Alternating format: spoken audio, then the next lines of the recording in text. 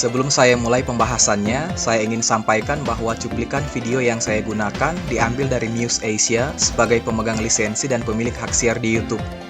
Dan semua hal yang berkaitan tentang Tensura di video ini digunakan tidak lebih sebagai ilustrasi untuk mempermudah penonton memahami inti dari videonya. Konten video yang kedua ini adalah tentang skill karakter utama kita, Rimuru Tempest, dan materinya diambil dari versi anime yang sudah tayang. Sewaktu terlahir kembali di Isekai, slime yang kemudian dinamai Rimuru oleh naga Veldora telah dibekali dengan setidaknya dua skill utama, yaitu skill Predator dan juga Great Sage atau Pertapa Agung. Di video ini, kita akan hanya bahas yang pertama, yaitu skill Predator dan juga evolusinya.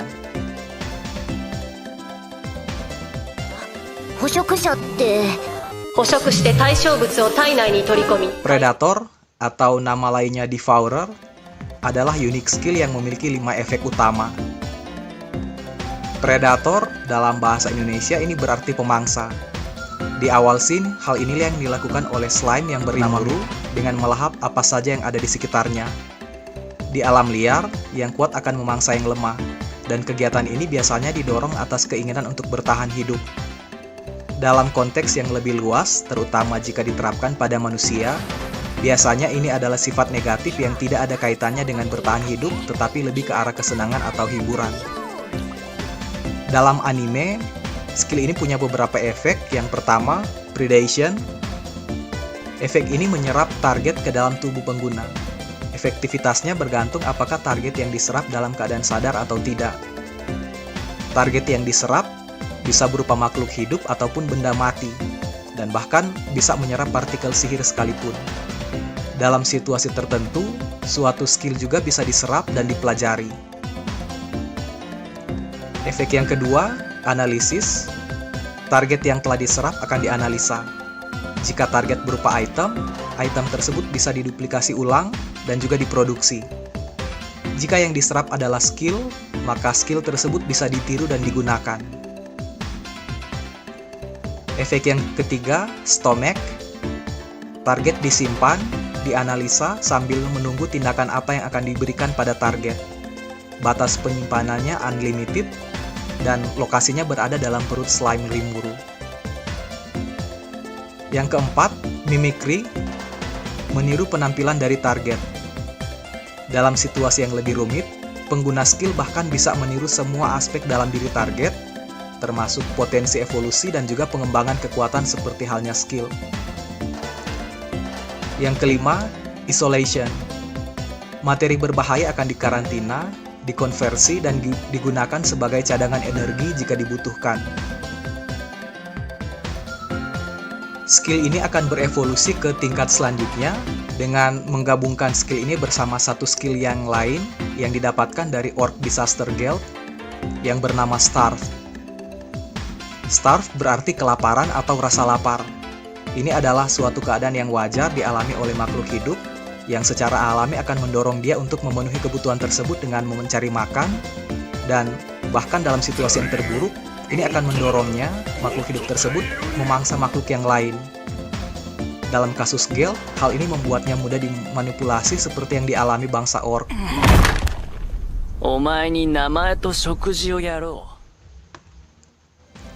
Unique skill Starve punya beberapa efek. Yang pertama, pengguna memiliki kemampuan untuk memberikan efek yang sama pada bawahannya yang membuat mereka bertambah kuat dengan memakan apa saja yang mereka temui. Sebagai gantinya, individu yang berada di bawah efek ini akan terus merasa lapar. Skill ini menghubungkan semua yang berada di bawah pengaruhnya, membagi efek yang mereka dapatkan dari memakan apapun yang mereka temui, seperti halnya ketika beberapa pasukan Orc memakan Lizardman, akan memberikan seluruh pasukan mereka kemampuan bergerak cepat di rawa yang merupakan domain para Lizardmen.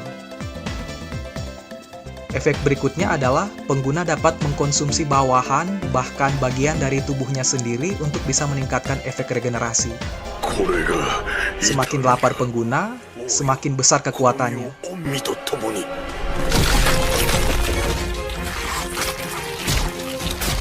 Subskill untuk Starve yaitu Chaos Eater. Chaos Eater memberikan efek karat pada objek yang disentuh, entah itu objek hidup, ataupun benda mati. Jika objek tidak punya resistan yang cukup kuat, maka objek tersebut akan musnah ditelan oleh efek kara tersebut. Efek ini juga bahkan bisa berlaku pada tubuh spiritual yang mempengaruhi mental target dan membuat korban dari skill ini dengan mudah ditaklukkan.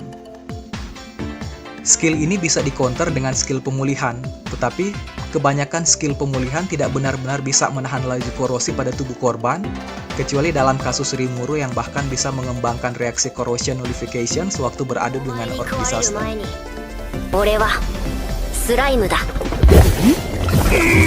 Dengan menggabungkan Predator dan juga Starve, skill ini dapat berevolusi menjadi tingkat selanjutnya yang bernama Gluttony.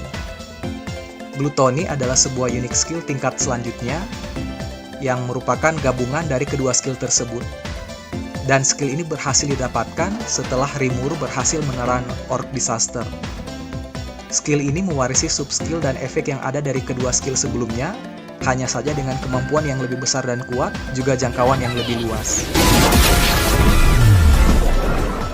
Berikutnya adalah Belzebub. Belzebub adalah salah satu ultimate skill Rimuru Tempest, yang merupakan hasil dari penggabungan unique skill Gluttony dan Merciless yang dilakukan pada saat Harvest Festival. Skill ini bisa disebut sebagai skill terkuat yang sering digunakan untuk mengcounter lawan. Dan skill ini bahkan digunakan Rimuru untuk mengalahkan skill terkuat Clayman dengan mudah.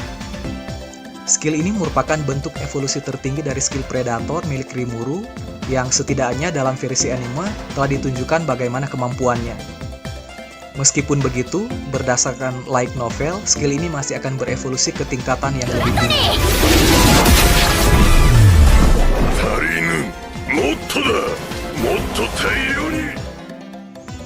Nah, sekarang mari kita bahas tentang asal-usulnya. Yang pertama tentang Gluttony, yang secara harfiah berarti kerakusan. Ini memaksudkan keinginan makan yang berlebih, meskipun apa yang dikonsumsi sebenarnya telah jauh mencukupi kebutuhan seseorang. Oleh karena itu, kerakusan atau rakus dikategorikan sebagai satu sifat.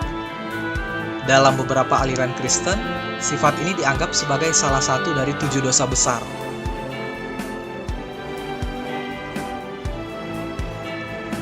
Dalam sistem 7 dosa besar, Gluttony sering dikaitkan dengan Belzebub sebagai perwujudan dari dosa tersebut. Meskipun memang ada anggapan bahwa Belzebub lebih menggambarkan pride atau keangkuhan, tetapi pada umumnya banyak orang percaya atau setuju bahwa Belzebub adalah simbol dari kerakusan.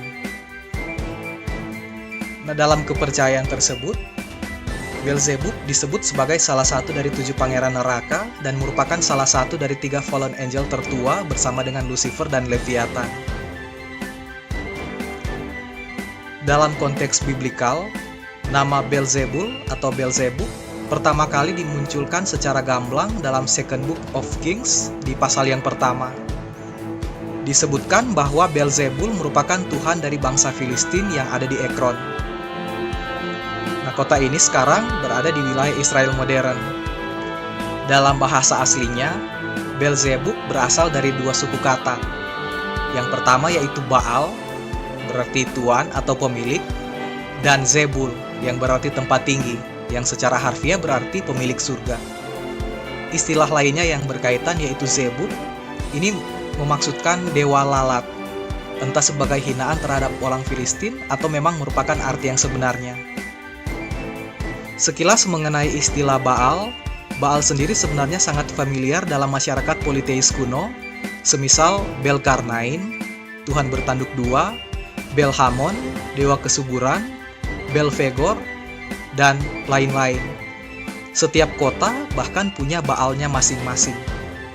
Nah, ini didapatkan dalam berbagai penggalian di situs-situs yang ada di wilayah Israel kuno, baik dari Kanaan ataupun wilayah Fenisia.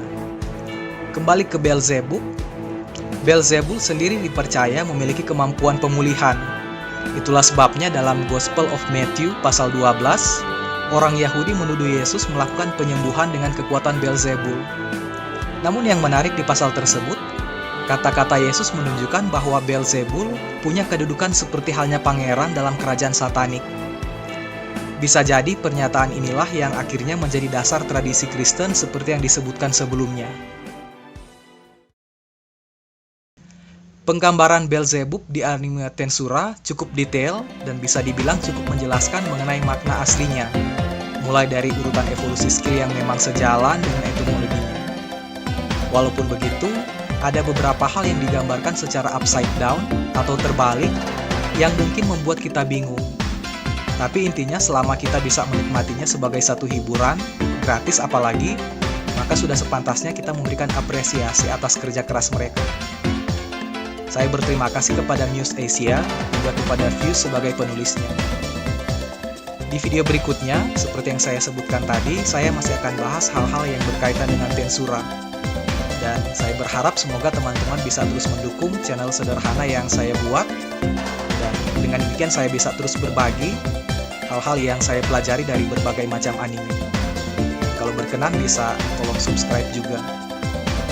Baik, sekian untuk video ini, semoga bermanfaat dan sampai jumpa di video selanjutnya. 感謝する。俺の上は今満たされた。